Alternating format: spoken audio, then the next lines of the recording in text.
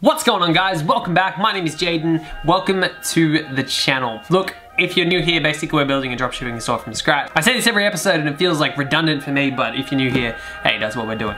I'm building a dropshipping store from scratch. I'm showing you the ins and outs of everything that's happening in the store. So a couple of days ago, we got our first order. And what I wanted to do today is show you how we actually mark that one as complete, because yesterday what we did was check the status and it wasn't even shipped yet. But as of this morning, I received the email that it was shipped. So what I want to do today is just make sure that shipping confirmation is off to our customer and that everything is ready to go on that end.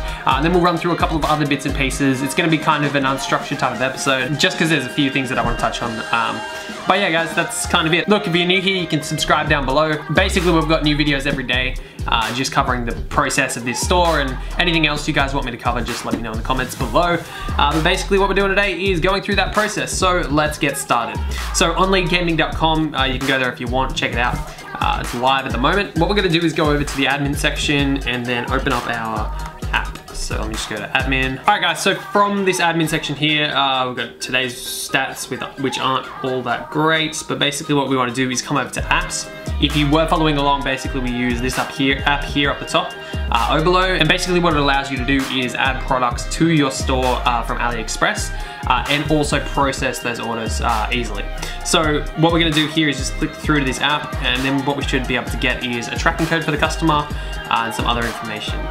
So we've got processing here. Let's click on that one, see what information we have. Let's say get tracking code. It tells me to log into my AliExpress account, so let's just go and do that real quick. All right, that took way longer than expected, but I'm logged in now. So back on Oberlo, basically what I'm gonna do is click on get tracking code, and hopefully you can connect to AliExpress now. All right, so we got tracking codes updated. All right, so just clicking on tracking code, basically what we've got up here is these two icons, and as you can see, it's been fulfilled and paid. So now if we come back on our orders section, what we should see is that it's been marked as shipped. So there you go, that one there. Basically it's been shipped. On our dashboard, again, what we should have is that information as well. So we've got sales. So we've got the two orders here in the to order section, and basically that was just my tests. And then none over here in processing, because the one that we just processed through Oberlo has now been processed and should be on its way to the customer. So they should get the email as well. So what we should have, if we come back over to our order section, this one should be marked as paid and fulfilled. So as you can see over here, we've got fulfillment status is fulfilled. So that's all we have to do now to notify our customer that it's on its way to them, and they'll have the tracking code and everything kind of taken care of. So it's just like any other shopping website out there. You order a product, you get a tracking code, and it's all been processed and fulfilled. So that's the whole process we need to go through to get that product on its way to the customer and have everything kind of finished off for that customer. Okay, cool. So that's kind of the main thing that I wanted to get out of the way for you guys today, is just to show you that entire process. So now, if you kind of go back and watch through the videos, you'll see the whole process of building the store, getting some products in it, building advertising to run back to it, and then also getting the first sale, and then processing that sale there. So what we did yesterday was we actually dropped the price on one of our products. But what I want to just talk through today is kind of another topic. And as I said, there's going to be kind of a mashup of a few ideas in this video, so it's not going to be very coherent. But today what we actually had was someone commenting on one of our ads on Facebook. So I just wanted to touch on responding to those comments on Facebook. And let's see if we can actually get that one up, because it might be useful to actually see. So facebook.com, what I'm going to do is come up and manage ads. Again, you can get to this via business.facebook.com. So just looking at this post here, this is one of our ads that we're actually running for these products. What we have here is a comment from someone that tried to add this product to the cart. And after looking into it, I watched the recording back on Hotjar, and basically they just got confused. They didn't understand what was happening, and I'll show you exactly what they did in just a second. But let's just read through what happened here. So she was the one that left this negative, this angry face here. But she said, get it free if you order the hammock thing, it seems. I chimed in as soon as I saw the message. I said, hey Robin, just wanted to chime in to let you know that the hammock is just a suggested extra. You don't need to pick it up if you don't want. Thanks, but I couldn't get past the order with the hammock on it. Would love to have the bracelet for my grandson, but can't afford the hammock too. And then I just told her to get in touch with the team. So basically, watching back the recording, I'll just show you the process that she went through. And again, there wasn't anything wrong with the website. It was just her understanding of what was happening. So basically, she was on a mobile phone. She had come through to this page, because that's where it takes you originally. And basically what she did was she come through, she chose her product here, and then she clicked on add to cart. This pop-up appeared, and this is where she thought she was getting stuck.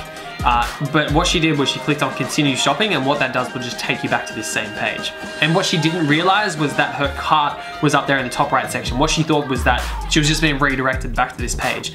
So it's a classic user error, but as you can see why she probably didn't see that. Maybe we can make that run red or something like that. But again, this speaks to having something like Hotjar on your website so you can actually see what happens when a customer bounces from your site, so you can continue to improve it.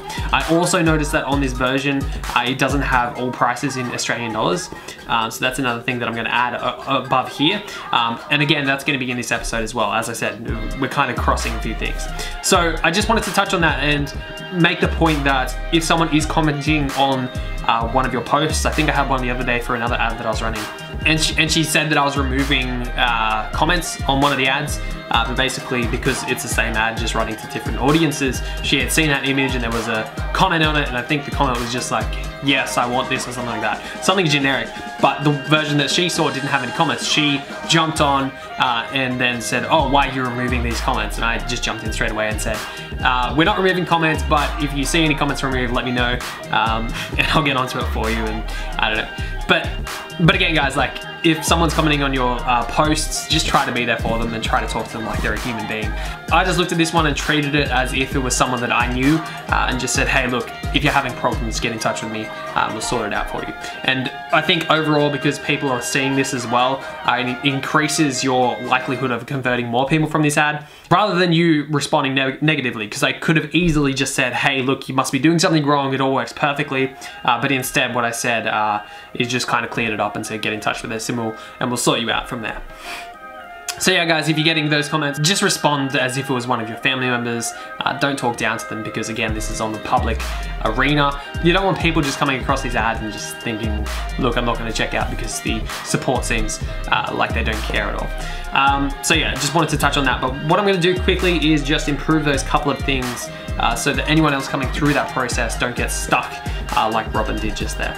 So what I'm going to do is go over to online store, and again, this is super easy to update all of this through Shopify. Go over to customize theme, and what we want to do is just make it so that top little icon here that appears over here isn't the kind of ground color here, the brown, but I want to change it to maybe an orange or a red, probably red, because that's probably easier to see. So what I'm going to do is click on colors, and I think it's this one. Let's bring that up to bright red. Save that one there. And then hopefully, when we refresh, yeah, so now we have that red up there. So hopefully it's a little bit easier for them to see. Again, it doesn't stand out too much, but hopefully it helps them somewhat. Again, this is kind of the first time that someone has actually done this, and I assume that most people will be able to click on checkout or look for the cart section, but I don't know, she just didn't understand what was going on and she ended up bouncing from that page. Anyway, so that's updated there, and now just what I want to do is probably below this bit here, just add a little bit of a note that says that all prices are in Australian dollars. So what I want to do is come back and back, and again, this is just in the product section, so products, 4-in-1 emergency survival bracelets. Then beneath here, notes, all website prices are in Australian dollars. And save that one. May as well check that one out on the other page, just by refreshing that one. And we've just got that note there just to help anyone that's coming through. I might actually just make that non-bold and make it italic. Cool. So that's all I wanted to get done in this episode. Again, guys, we've only got the one purchase so far, but that's all right. We're getting people clicking through. We've still got another couple of abandoned carts today, so that's good as well. And again guys, this isn't kind of the breakout success that you usually see on dropshipping stores. I just wanted to show you guys through the process of continually improving your store every day and trying to get it to a point where customers are adding products to their cart. And then the next hurdle is just making it so they're checking out easier. So I think one of the things that I'll do next is actually convert my store over to the US dollars. I know I said I'd do it in a couple of videos before, but I think to remove a lot of the confusion, because we are targeting the US customers, I think what I'll do is convert that over to the US dollar instead of the Australian dollars, and hopefully that'll improve some of our conversion rates here. But anyway, we've still got the first sale, and that's generally the hardest thing to do in the store. So now that we've got that, it's a matter of getting more sales in the store and then improving their lifetime value. But as I said guys, generally in these dropshipping videos, maybe some other creators out there, you'll see them go from $0 to $2,000 a day in a matter of no time at all. And this is generally because they've done their research beforehand. And this is really just a good look at how your store will generally start off in the first days of your store actually being live. And what I want to get into here is building out the content for the store and building out social media following and all those type of things to get this store to a big profitable point. But it always starts small, and it always starts at this point where we're tweaking things and making sure the website works as we need it to and converting at a good rate. So yeah guys, that's it. I'm gonna stop rambling now. I'm gonna leave you guys to it. Thanks for tuning in. If you've made it to this far, leave a like down below. I'd appreciate it. If you're not subscribed yet, you can subscribe down below as well. As I said, we're giving away this store after it's profitable, whenever that actually is. At the moment, this store isn't profitable, so what we're gonna do is keep building it. So even if you don't win at the end of the day, you'll still learn all the lessons along the way. But yeah guys, that's all. As I said, leave a like if you like this video, subscribe down below if you want to. If you have any questions, leave them down below as well, and I'll catch you tomorrow in tomorrow's video. Take it easy guys, cheers.